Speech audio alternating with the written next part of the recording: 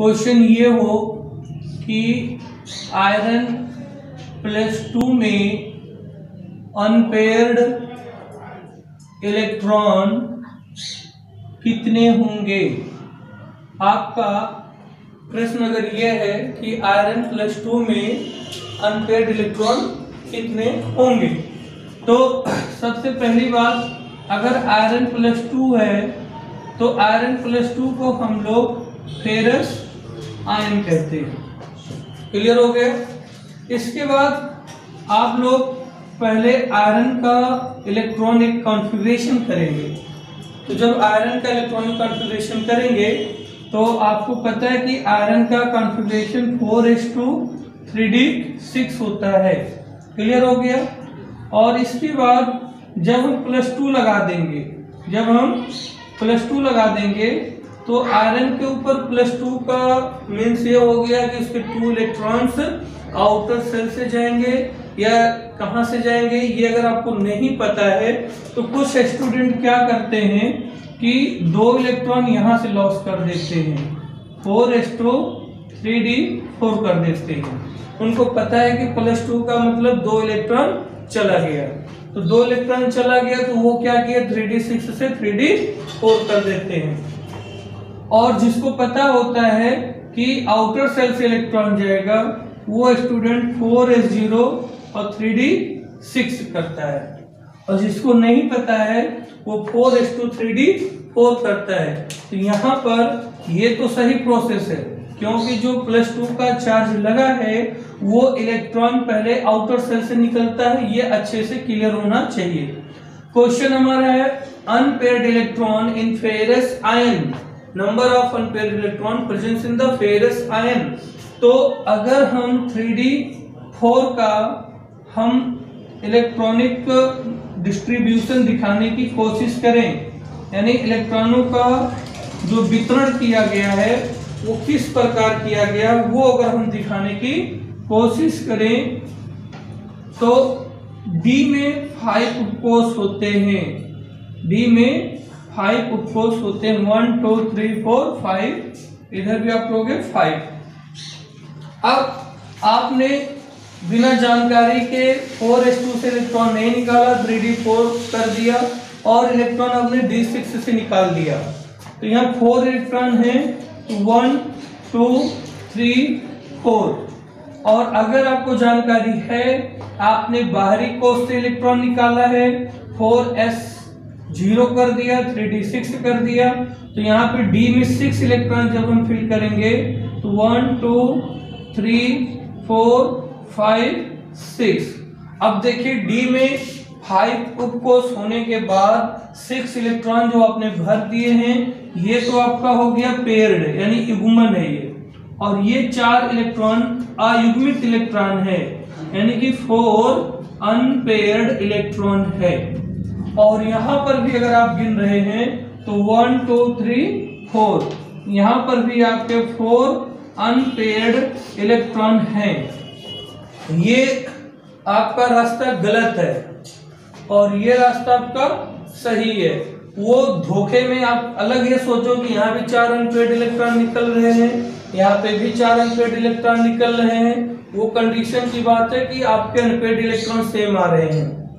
लेकिन जब भी कोई भी आपका ट्रांजिशन मेटल होगा, संक्रमण तत्व होगा, जब भी स्कैंडियम से लेके जिंक तक, या एट्रियम से लेके कैडमियम तक, या लैंथेनम से लेकर मरकरी तक, किसी भी तत्व का इलेक्ट्रॉनिक विन्यास अगर आप करते हैं, D ब्लॉक का हो या फिर वो F ब्लॉक का हो, इसमें आप ध्यान रखिएगा कि जो बाहरी सेल होता है वहां से इलेक्ट्रॉन निकलता है।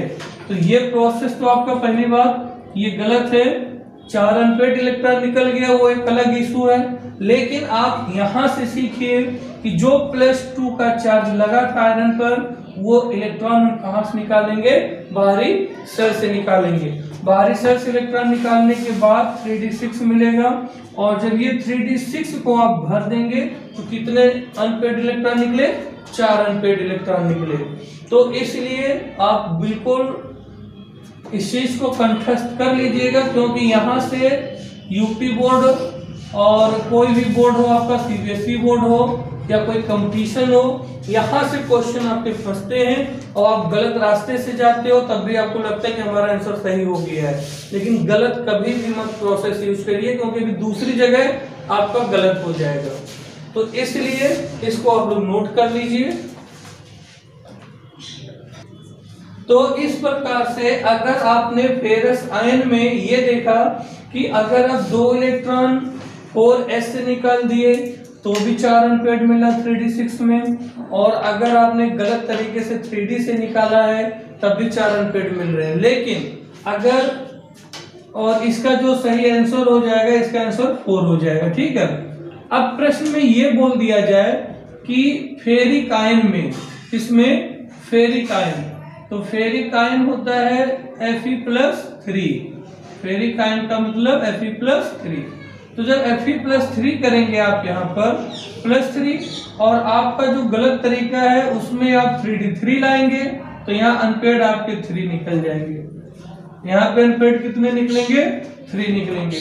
और जब आप सही तरीके से जाएंगे तो पहले 4s से 2 निकालेंगे, फिर एक 3d से निकालेंगे, तो यहाँ पर 3d 5 हो जाएगा और ये इलेक्ट्रॉन निकल जाएगा। तो इसमें आपने क्या देखा कि इसमें आपको अनपेयर्ड इलेक्ट्रॉन 5 निकल रहे हैं। और ये जो प्रश्न आएगा Fe+3 में अनपेयर्ड इलेक्ट्रॉन कितने हैं? A, B, C, D, ये 4 ऑप्शन है, 3, 2, 5, 4, ये आपका जो है ऑप्शन हो जाएगा 4, A, B, C, D। तो जब आप पेपर में ऐसे प्रश्न UP board, CBSE board competition में बहुत बार पूछे गए हैं, तो जब आप Fe+3 में अनपेयर्ड इलेक्ट्रॉन का कैलकुलेशन करेंगे और आप गलत तरीके से बाहरी कोष से ना निकालकर आप 3d3 से निकाल देंगे, यानी 3d6 था यहाँ और 3d6 से आपने 3 इलेक्ट्रॉन निकाला, तो 3d3 बचा, और जैसे 3d3 आप देखोगे कहोगे मेरा तो आंसर सही हो गया, और आप टिक लगा दोगे A को। लेकिन जो सही प्रोसेस है, आउटर सेल से इलेक्ट्रॉन निकलेगा, आउटर सेल से इलेक्ट्रॉन निकलेगा, 4s0 हो जाएगा, 3d से एक निकलेगा तो 3d 5 होगा, तो यहाँ पे अनपेयर्ड इलेक्ट्रॉन कितने होंगे? 5। तो ये आपका जो है ऑप्शन सही हो जाएगा। कुछ लोग पढ़ा देते हैं लेकिन गलतियां ये नहीं बताते कि गलतियां होती कहां पर हैं। गलतियां दोस्तों वही हो रही थी कि जब आप आयरन +2 का निकाल रहे थे, तो अगर बच्चे ने 3d6 को 3d4 कर दिया तो उसका भी अनपेयर्ड इलेक्ट्रॉन 4 निकल गया, और जिस बच्चे ने 4s0 कर दिया 3d6 में 4 इलेक्ट्रॉन अनपेयर्ड निकाला, तो दोनों का आंसर सही होता है उस टाइम पर, और लोग अपने को कंठस्थ कर लेते हैं कि ऐसे होता है। लेकिन जब दूसरा एग्जाम्पल ये आ जाता है, फेरिक आयन का आ जाता है, तो वहां पर उस बच्चे का 1 नंबर का यहाँ पर खून हो जाता है। 1 नंबर खून का मतलब 1 नंबर गया। तो इसलिए गलत तरीका कभी मत पढ़िए, शॉर्टकट तरीका कभी मत पढ़िए, पूरा एक्सप्लेन करके देखिए और सही से उसको सीखिए कि कैसे किया जाता है। तो आपको पता चल गया कि जो संक्रमण तत्व हमारे होते हैं, ट्रांजिशन मेटल होते हैं, उनमें जब आयनों का हम इलेक्ट्रॉनिक कॉन्फ़िगरेशन करते हैं तो आयन से जो इलेक्ट्रॉन का लॉस होता है वो आउटर सेल से करता है। आउटर सेल मतलब जैसे 3d है 4s है, तो ये जो 3d है ये अंदर सेल होता है और 4 जो होता है बाहर होता है। तो सबसे पहला इलेक्ट्रॉन 4 से निकलेगा, फिर उसके बाद दूसरा भी निकलेगा, और जरूरत पड़ जाएगी तो फिर 3d से भी निकलेगा। तो ये आपने साफ देख लिया कि अगर हम गलत तरीके से करते हैं तो कहीं धोखे से सही हो जाएगा, वो बात अलग है। लेकिन मेन मौके पर जो एग्जाम में पेपर बनता है वो आपको फंसाने के लिए ही क्वेश्चन कुछ ऐसे दिए जाते हैं कि अगर आप गलत तरीका से भी जाओगे तो भी आंसर एक आपका ऑप्शन मिलेगा, और सही तरीके से जाओगे तो भी ऑप्शन मिलेगा। लेकिन यहाँ ए पर जो 3 दे दिया है, पहले ही 3 दिया गया है, तो जैसे आप गलत तरीके से 3 निकालोगे आपको कॉन्फिडेंस हो जाएगा कि ए वाला ऑप्शन सही है और ऑप्शन भी मिल जाएगा। लेकिन बाद में पता चलेगा कि वो गलत हो गया। तो इसलिए सही पढ़ें, कम पढ़ें, आराम से पढ़ें। तो ये क्वेश्चन आपके समझ में आ गया होगा कि हम इसको कैसे सॉल्व करेंगे। तो Fe+3 में आपके अनपेयर्ड इलेक्ट्रॉन कितने हैं? 5 है। आप लोग बात मत करिए, आप लोग बात करते हो तो फिर आपकी भी आवाज इसी में आ जाती है। ये आज का जो हम वीडियो बना रहे हैं, तो हम अपने कोचिंग में बना रहे हैं, बच्चे भी हमारे यहाँ उपस्थित हैं। तो जानते हो कोचिंग में 2-4 लोग होते हैं जो मानते नहीं बात। एक प्रश्न ये है कि Mn+2 है और Mn+2 से Mn+3 और Iron+2 से Iron+3। तो मैग्नीज है, मैग्नीज +2 है और +2 से +3 बनाने में आपको पता है कि 1 इलेक्ट्रॉन का त्याग हो रहा है और Fe+2 से Fe+3 बनाने में भी 1 इलेक्ट्रॉन का त्याग हो रहा है। ठीक है, आप लोगों को मालूम है कि जब 1 इलेक्ट्रॉन या 1 से अधिक इलेक्ट्रॉन हम किसी एटम से निकालते हैं तो इलेक्ट्रॉन निकालने के लिए जो एनर्जी लगती है उस एनर्जी को हम आयोनाइजेशन एनर्जी या आयोनाइजेशन पोटेंशियल एनर्जी कहते हैं। तो Mn+2 से Mn+3 होगा और Iron+2 से Iron+3 भी होगा, लेकिन ये आसानी से हो जाएगा और ये आसानी से नहीं होगा।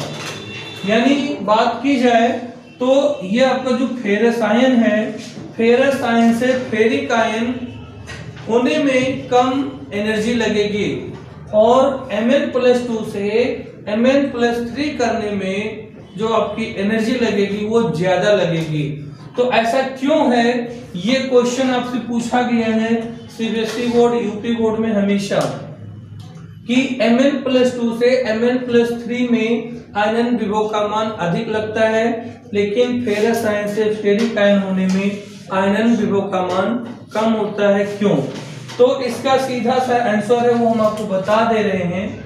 जो Mn+2 है, आप देखिएगा ये जो Mn है, Mn का होता है 25 और इनका जो कॉन्फ़िगरेशन होता है 4:3d5 और आयरन का अगर आप देखेंगे तो आयरन का होगा 4:3d6। क्लियर हो गया? अब यहाँ पर Mn के ऊपर +2 का चार्ज लगा है, तो +2 का चार्ज लगने का मतलब आपको पता है कि इलेक्ट्रॉन कहाँ से निकलेगा, आउटर सेल से निकलेगा, यानी कि 4s0 हो जाएगा। तो यहाँ पर 4s0 और 3d5 हो जाएगा। ठीक है, और यहाँ पर +3 है तो 2 यहाँ से निकलेगा, 1 यहाँ से निकल जाएगा, तो 4s0 और 3d4 हो जाएगा। ठीक है, आयरन में आ जाते हैं। आयरन का होता है 4s2 और 3d6, लेकिन जब +2 का चार्ज लगा है तो आयरन में 4s0 हो जाएगा और 3d6 हो जाएगा। और जब 3 की बात कर दी जाएगी, 1 इलेक्ट्रॉन और लॉस हो जाएगा, तो आपका 4s0 और 3d5 हो रहा है। ठीक है, बात ये हो रहा है कि इनका जो आयोनाइजेशन एनर्जी है वो अधिक है और इनका जो आयोनाइजेशन एनर्जी है वो आपका कम लग रहा है। ठीक है, या आयोनाइजेशन पोटेंशियल बोलिए, कोई दिक्कत नहीं है। अब समस्या ये आती है कि ये भी +2 है और ये भी +2 है, तो +2 से +3 हो रहा है, ये भी +2 से +3 हो रहा है। तो जब +2 से +3 दोनों हो रहे हैं तो इनका आयोनाइजेशन एनर्जी अधिक है, इनका कम है। ऐसा क्यों है? तो सीधा सा आंसर है, 1 मिनट नहीं लगेगा आपको समझने में। ये आपका 4s0 3d5 है। 3d5 बोले तो d में 5 सब ऑर्बिटल होते हैं और 5 सब ऑर्बिटल में एक इलेक्ट्रॉन है, एक इलेक्ट्रॉन है। और यहाँ पर जो 3d6 है, इसका जो आपका 5d ऑर्बिटल होता है, 1 2 3 4 5 और एक ये 6। आपको पता है, हमने कई बार बताया क्लास में कि जो डी क्लॉक होता है, डी आपका सबसेल होता है, डी सबसेल अगर आधा भरा हुआ है यानी D5 है तो वो अधिक स्टेबल होता है, और D10 है तो वो भी अधिक स्टेबल होता है। तो यहाँ पर ये D5 है और जो D5 है D5 के कारण ये आपका अधिक स्टेबल है, ये आपका अधिक स्टेबल है।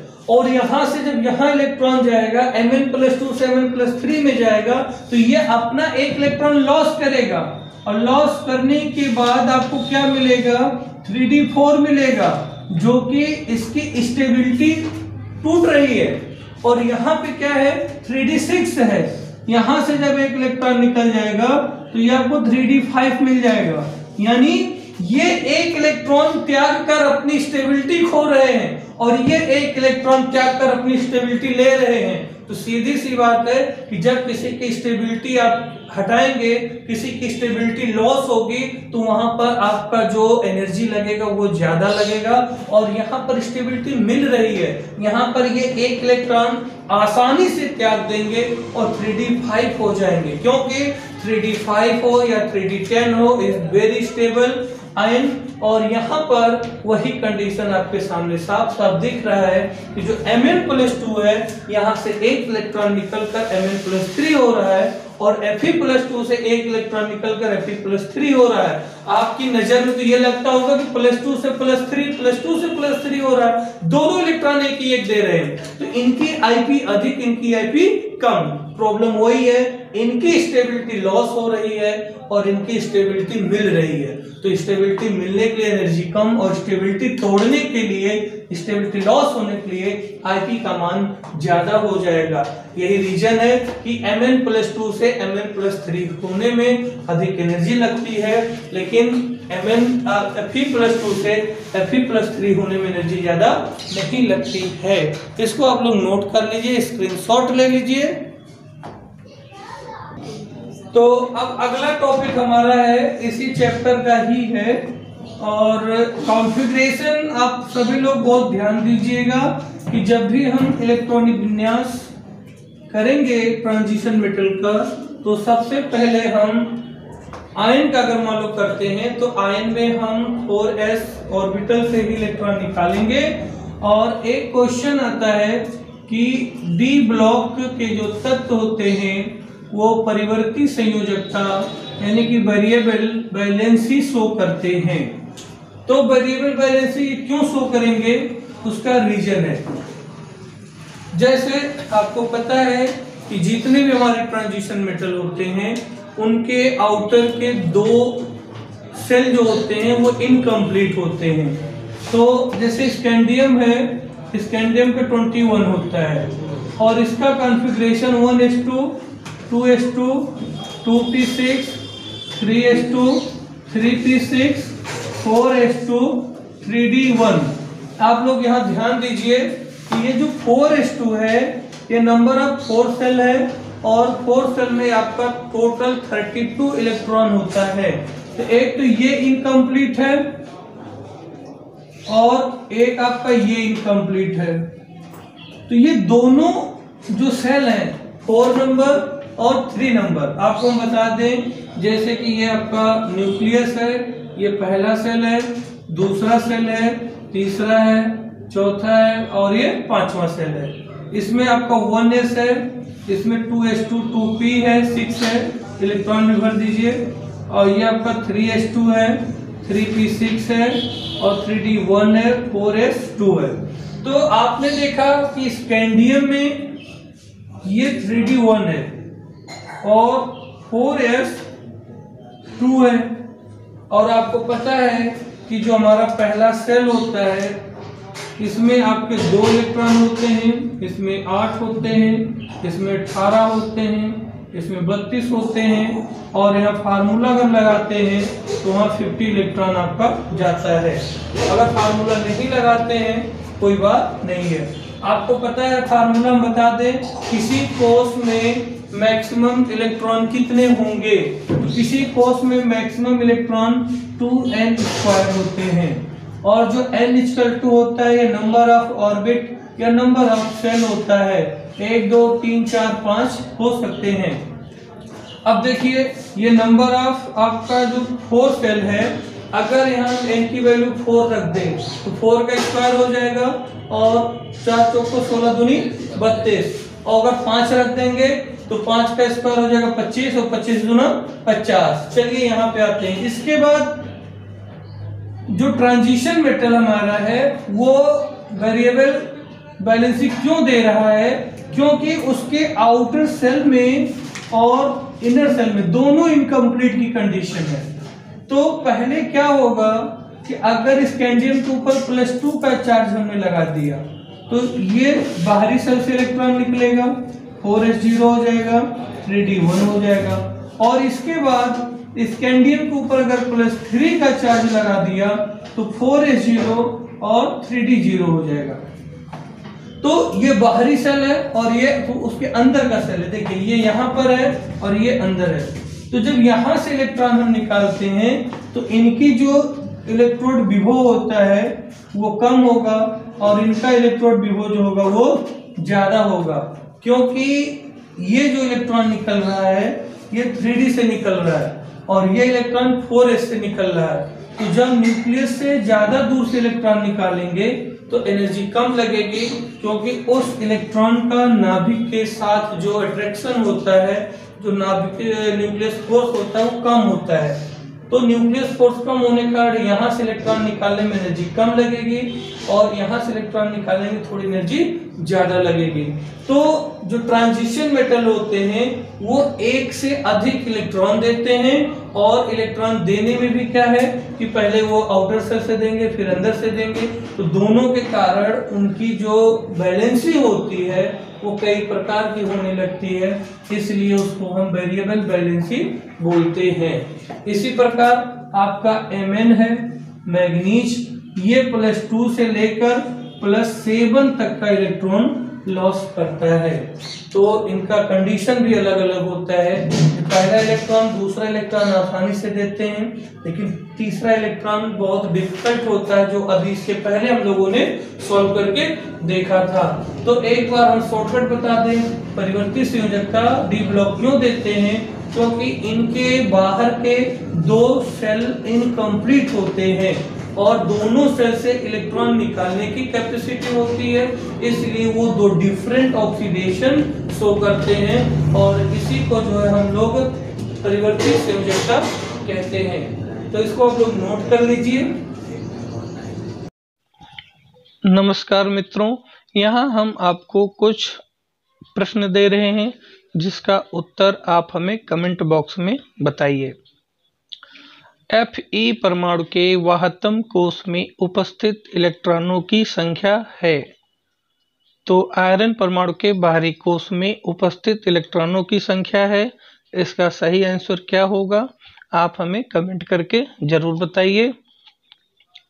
और दूसरा प्रश्न है, निम्न में से किस आयन द्वारा बनाया गया यौगिक रंगहीन यानी कलरलेस होगा। तो इसमें से हम आपको थोड़ा हिंट दे रहे हैं। चारों आयनों का आप इलेक्ट्रॉनिक विन्यास कर दीजिए और इलेक्ट्रॉनिक विन्यास करने के बाद उनका इलेक्ट्रॉनिक वितरण दिखा दीजिए। तो जिसमें अनपेयर्ड इलेक्ट्रॉन होगा वो रंगीन होगा और जिसमें अनपेयर्ड इलेक्ट्रॉन नहीं होता है वह रंगहीन होता है। तीसरा प्रश्न है, निम्न में से किस संक्रमण धातु के धनायन में अयुग्मित इलेक्ट्रॉनों की संख्या अधिकतम है। The maximum unpaired electron in the ions. तो किस आयन में अनपेयर्ड इलेक्ट्रॉन की संख्या अधिक है। तो इसका आंसर आप हमें कमेंट करके जरूर बताइए। ये वीडियो आपको कैसा लगा ये भी कमेंट करके बताइए तथा अपने दोस्तों को भी शेयर करिए।